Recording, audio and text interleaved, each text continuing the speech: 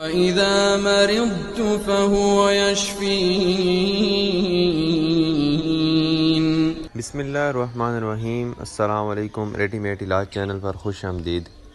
موجودہ دور میں دل کی بیماری کی شرح بہت حد تک پھیل چکی ہے۔ اس کی وجہ لوگوں کا طرز زندگی ہے۔ بہت زیادہ چکنائی والے کھانے اور فاسٹ فوڈز کی بدولت دل کی بیماریوں کے ساتھ ساتھ اور بھی بہت سے دیگر امراض بھی بڑھتے جا رہے ہیں۔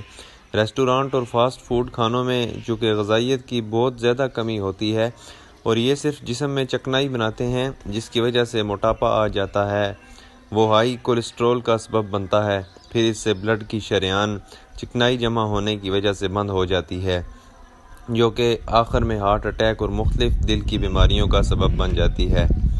نماز میں سجدہ لمبا کرنا بھی اس کا ایک علاج ہے۔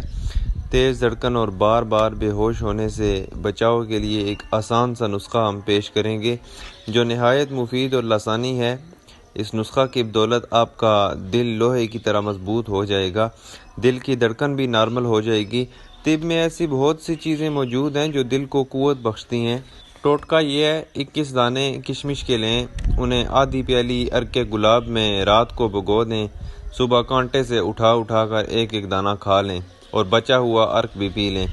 اس سے دل کی دھڑکن اعتدال پہ آ جائے گی۔ آملے یا سیب کا مربع نہار منہ کھانے سے بھی دل مضبوط ہوتا ہے۔ آج کی اس ویڈیو میں جو طریقے دل مضبوط کرنے کے آپ کو بتائے گئے ہیں، یہ برسہ برس آزمائے جا رہے ہیں۔ اگر آپ کو نسخہ اچھا لگا ہے تو ویڈیو کو لائک کر دیں۔ مزید ہیلتھ کے متعلق کسی بھی معلومات کے لیے کمنٹ یا چینل کو سبسکرائب کریں۔